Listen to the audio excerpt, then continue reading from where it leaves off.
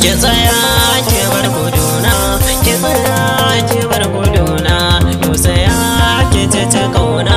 Amina wayo ne kaina, rayuwa ta gare ki nan sallama da ke ce farin ciki na. Yau tsaya min ki aka zamin ki ta kauna kin da Amina. Rayuwa ta gare ki nan sallama da ke ce farin ciki na. Yau tsaya min ki aka zamin ki ta kauna kin da Amina.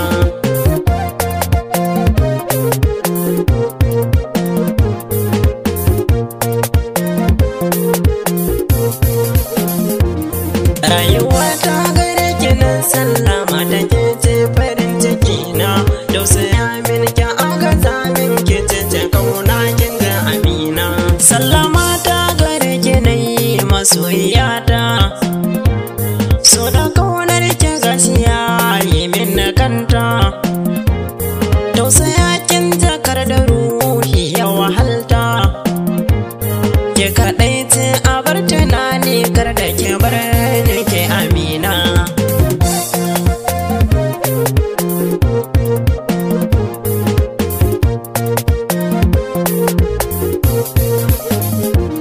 Ni da ke miji da mata muka kasance, a yanzu gashi kin tafi kin bar na kwance. Ciwo yana ta damu na karke mance, rayuwa ta duniyar nan ba ta da tabbas ke Amina. Rayuwa ta gare ki nan sallama da ke ce farin ciki na. Yau tsaya min ki aka zamin ki ce kauna kin da Amina.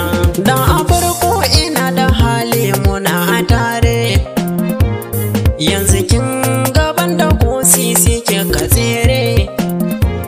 So da kaunar da ke ka nuna min dan farare, karke manta muna da 'ya'ya har ma da jika ke bar guduna.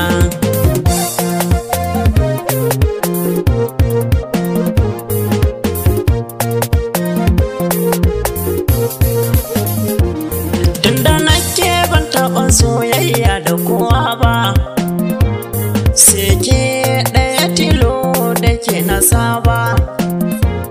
Kin amince da ni miyo aure ba tilas ba, wai ashe saboda kuɗi kika aure na haba Amina.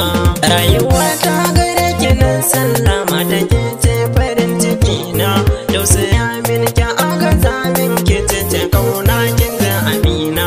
Masu kuɗi ku yi hankali ku zaɓi mata, kar ku yo zaɓen ta mun dara ku zanga mata.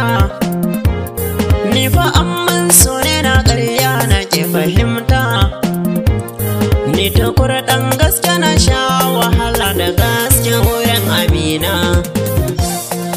Na kuta kurɗan gaske masoya.